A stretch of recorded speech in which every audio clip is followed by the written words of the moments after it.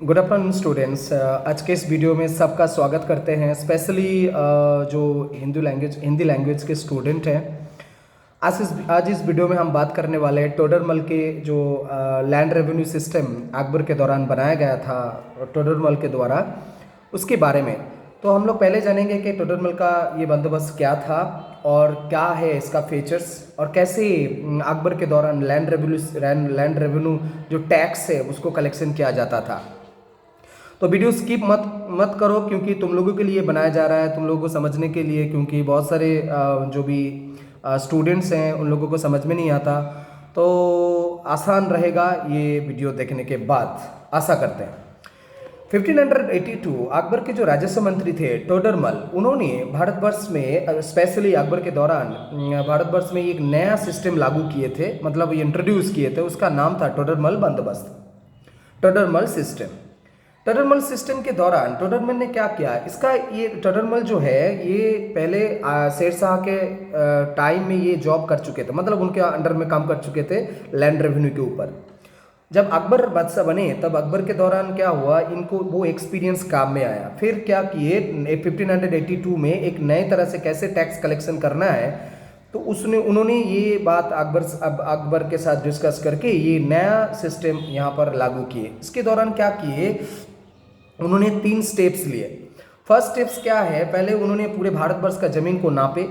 दूसरे स्टेप्स में क्या हुआ, पूरे ज़मीन का जो भी है ये उन्होंने डिवीज़न किया कि किस तरीके का ज़मीन है। तीसरे स्टेप्स है वो टैक्स कलेक्शन। तो फर्स्ट स्टेप क्या हुआ, ज़मीन नापे पूरी तरह से, क्या हुआ पूरे ज़मीन कितना है ये पता चला पूरे भारतवर्ष में अकबर के दौरान। दूसरे स्टेप्स में क्या हुआ, ज़मीन को डिवीज़न किया गया। नापने के बाद टोडरमल को ये पता चला कि भारतवर्ष में 4 तरह के ज़मीन है। पोलज है, परौती है, चाचर है, बंजर है। पोलज जो है ज़मीन वो रेगुलर खेतीबाड़ी होता था। परौती जो है वो मतलब 2-3 साल के बाद खेतीबाड़ी होता था, मतलब 1 साल 2 साल के अंतर में ये खेतीबाड़ी होता था। परौती जो है 3-4 साल के बाद खेतीबाड़ी होता था, और जो बंजर लैंड है उसमें खेतीबाड़ी नहीं होता था। तो इसमें क्या हुआ, इसके चलते उन्होंने first category, second category, third category, ये तीनों तरह का ज़मीन उन्होंने डिवाइड कर दिया, मतलब उनके पास ये रिकॉर्ड आ चुका था। उसके बाद इन्होंने जो किया, इन्होंने तय किए कि पिछले 10 साल का जो रिकॉर्ड है यहाँ का प्रोडक्शन का रिकॉर्ड, उसके हिसाब से इन्होंने टैक्स वहाँ पर इम्पोज किए। इसके चलते इसीलिए इस लैंड रेवेन्यू सिस्टम को बोला जाता है 10 साला बंदोबस्त, मतलब 10 ईयर्स रेवेन्यू सिस्टम्स जिसको हम लोग बोलते हैं। तो 10 ईयर्स मतलब हर 10 ईयर्स में बढ़ाना कमाना ये वाला नहीं है, क्योंकि पिछले 10 साल का रिकॉर्ड्स इस लैंड के ऊपर जो भी प्रोडक्शन हुआ उसके ऊपर ये टैक्स इन्होंने लागू किए। इसीलिए इसको बोला जाता था, मतलब इसके एवरेज 10 ईयर्स के एवरेज जो प्रोडक्शन हुआ है उसके ऊपर ही इन्होंने ये टैक्स सिस्टम बनाया, इसलिए इसको 10 ईयर्स रेवेन्यू सिस्टम 10 साल बंदोबस्त बोला गया।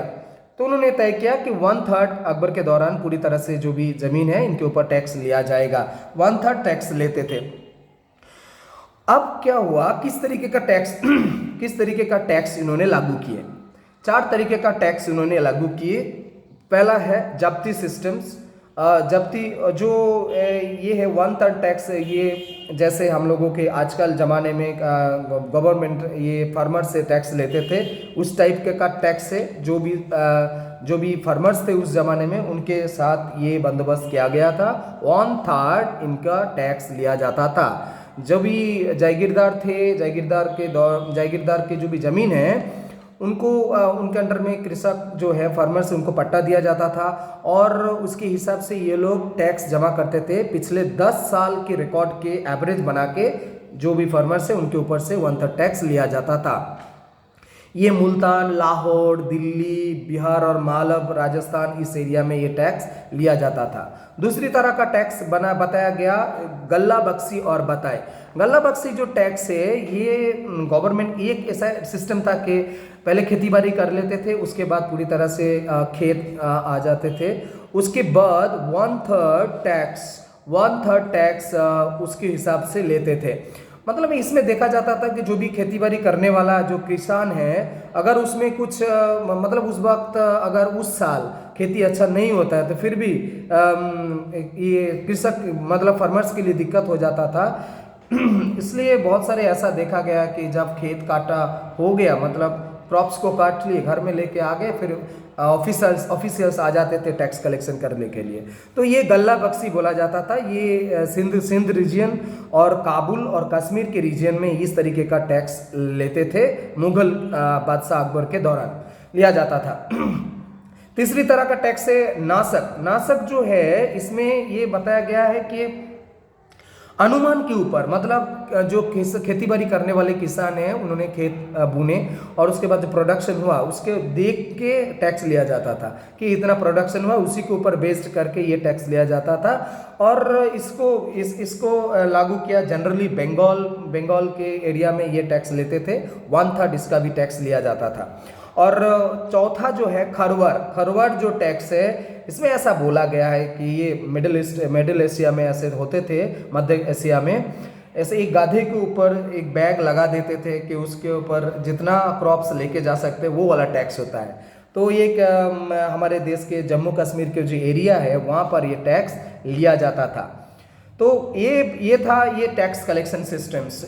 इसमें अब आते हैं कि इसमें लाभ क्या हुआ, मतलब बेनिफिट, और नुकसान किसका हुआ था। बेनिफिट अगर हम लोग देखते हैं कि अकबर के दौरान ये 10 ईयर्स 10 साल बंदोबस्त, मतलब टोडरमल सिस्टम इन्होंने जो लागू किए थे, इस सिस्टम में बहुत सारे क्या हुआ, प्रोडक्शंस जो है बढ़े थे, क्योंकि बहुत सारे लैंड को अनकल्टिवेटेड लैंड को भी लैंड बनाया गया था। और एक ऐसा होता है ना कि जो बजट सिस्टम्स अकबर के दौरान उनको गवर्नमेंट को पता चलता था कि इतने टैक्स आएंगे बहुत सारे। तो ऐसा भी मानना है कि अकबर के दौरान अकबर बहुत सारे फैसिलिटीज़ किसान को देते थे। मान लीजिए तकबीरीन मतलब होता है कि क्रॉप को बुनने से पहले गवर्नमेंट की ओर से पैसे दिया जाता था, तो वो उसको बोलते हैं तकाबीरें। और बहुत सारे ऐसा भी देखा गया कि जो लोग ज़बरदस्ती टैक्स लेते थे, अकबर उनको प्रोटेक्ट करते थे, उसको लौटाने के भी ऐसे भी बंदोबस्त किए थे। मतलब किसान से अगर कोई कोई ऑफिशियल्स ज़बरदस्ती टैक्स ले रहे तो उसको भी लौटाना पड़ता था। तो इसका भी एक सिस्टम बना हुआ था। तो कैसे ज़मीन नापते थे ये वाली बात हम लोग देख लेते हैं कि सिकंदर गज ई इलाही, जो शेरशाह के दौरान गज ई सिकंदरी था, जमीन नापने का जो माप, मतलब एक लोहे का दंड होता था, इसको देख लेते हैं। इसका गज ई इलाही बोला जाता था। और इसको 23 इंच का लंबा एक लोहे का रड होता था, तो उसके हिसाब से ये ज़मीन को नापा गया था। बहुत सारे